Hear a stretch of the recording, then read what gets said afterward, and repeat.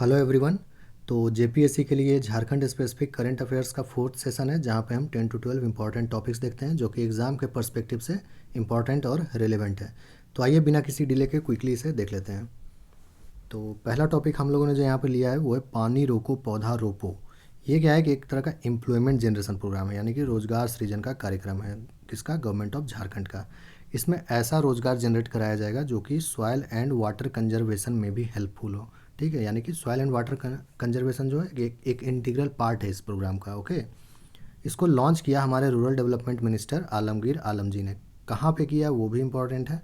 तो गुनी गांव जो कि खूंटी डिस्ट्रिक्ट में पड़ता है, वहाँ पे इसको लॉन्च किया गया है। और इसका जो थीम है मेन इस प्रोग्राम का वो है to store village water in village and field water in field, यानी कि गांव का पानी गांव में और खेत का पानी खेत में जमा करना। ये इसका मुख्य एक तरह से कह सकते हैं थीम है, उद्देश्य है। ठीक है, तो ये तीनों पॉइंट इंपॉर्टेंट है पानी रोको पौधा रोपो अभियान के विषय में।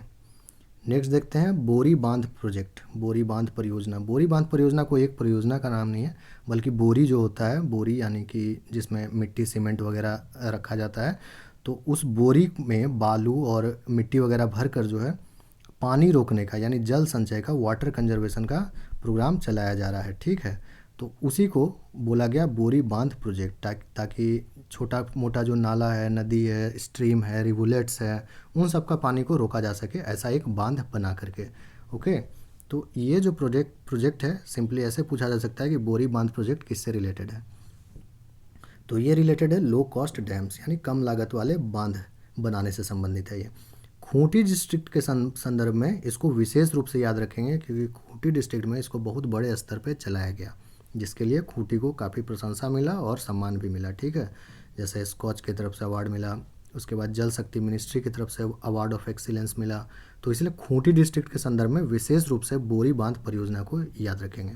ओके, इस काम में सेवा वेलफेयर सोसाइटी एक एनजीओ का नाम आता है, जिसने कि हेल्प किया काफ़ी जिला प्रशासन को इसको एग्जीक्यूट करने में। तो इसलिए ये 3-4 पॉइंट इंपॉर्टेंट है बोरी बांध प्रोजेक्ट के बारे में, ध्यान रखेंगे।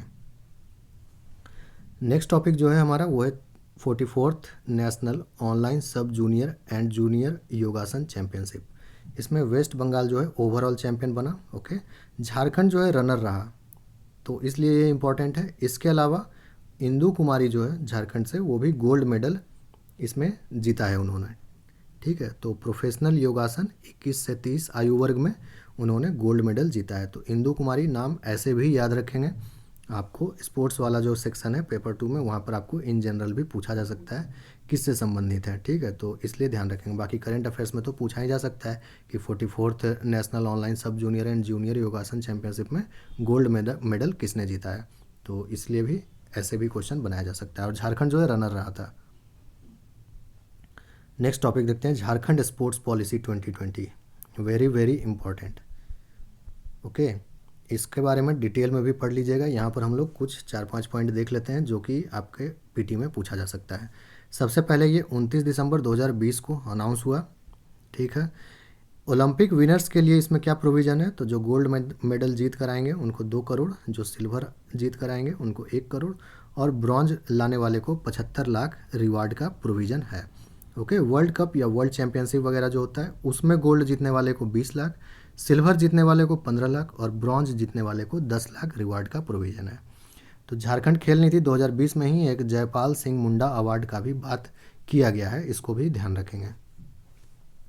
और जितने भी गवर्नमेंट और प्राइवेट स्कूल हैं, सब में कम से कम 1 घंटा निर्धारित करना होगा, किस लिए? स्पोर्ट्स और फिजिकल एक्टिविटी के लिए। ये भी इस पॉलिसी में बोला गया है। उसके अलावा और क्या इंपॉर्टेंट बोला गया है कि कम से कम एक स्कूल को चुना जाएगा हर एक लेजिस्लेटिव असेंबली कॉन्स्टिट्यूएंसी में। ठीक है ना, ऐसा स्कूल को चुना जाएगा जहाँ पर कि स्पोर्ट्स ग्राउंड हो या फिर उसका अपना स्टेडियम हो, और उस स्पोर्ट्स ग्राउंड और स्टेडियम के अराउंड एक रूरल स्पोर्ट्स सेंटर डेवलप किया जाएगा। ठीक है ना, यानी कि ग्रामीण खेल केंद्र, और वहाँ पर एक खेल मित्र को अपॉइंट किया जाएगा ताकि उस एरिया में, ठीक है, वहाँ पर वो खेल को बढ़ावा दे सके। ठीक है ना, इनकरेज कर सके। तो ये तीनों रूरल स्पोर्ट्स सेंटर, खेल मित्र, 1 घंटा स्पोर्ट्स एंड फिजिकल एक्टिविटी के लिए निर्धारित किया जाना, वर्ल्ड कप चैंपियंस के लिए क्या क्या रहेगा अवार्ड, ओलंपिक चैंपियंस के लिए क्या अवार्ड रहेगा, कब लॉन्च हुआ, ये सब इम्पॉर्टेंट पॉइंट है जो आपके ऑब्जेक्टिव में पूछा जा सकता है। तो इन सब पॉइंट्स को ध्यान रखेंगे। नेक्स्ट देखते हैं कुडुख लैंग्वेज के बारे में। तो कुडुख भाषा जो है लास्ट ईयर 2-3 बार ये न्यूज़ में था, तो इसके बारे में डिटेल्स जीएस बुक में आप तो अपना पढ़ेंगे ही झारखंड वाला, 2-3 पॉइंट हम लोग भी देख लेते हैं, ये इंपॉर्टेंट है।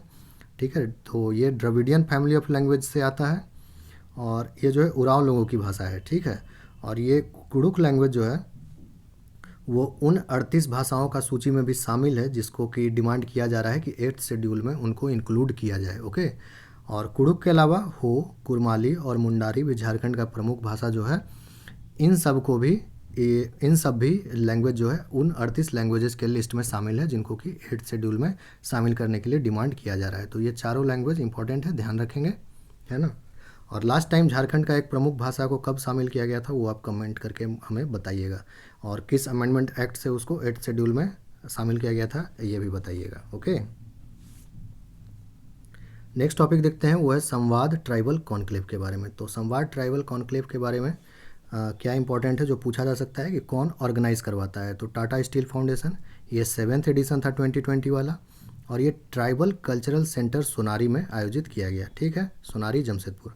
थीम जो था coming together for social change, it seeks to revive, preserve and promote tribal culture, यानी कि आदिवासी संस्कृति को पुनर्जीवित, संरक्षित और बढ़ावा देने के लिए ये कॉन्क्लेव किया जाता है। ठीक है, तो ये 3-4 इंपॉर्टेंट पॉइंट है, ध्यान रखेंगे। थीम सबसे ज़्यादा इंपॉर्टेंट है, कौन ऑर्गेनाइज करवाता है और कहाँ पर हुआ था, ये तीनों ज़्यादा इंपॉर्टेंट है, पूछा जा सकता है।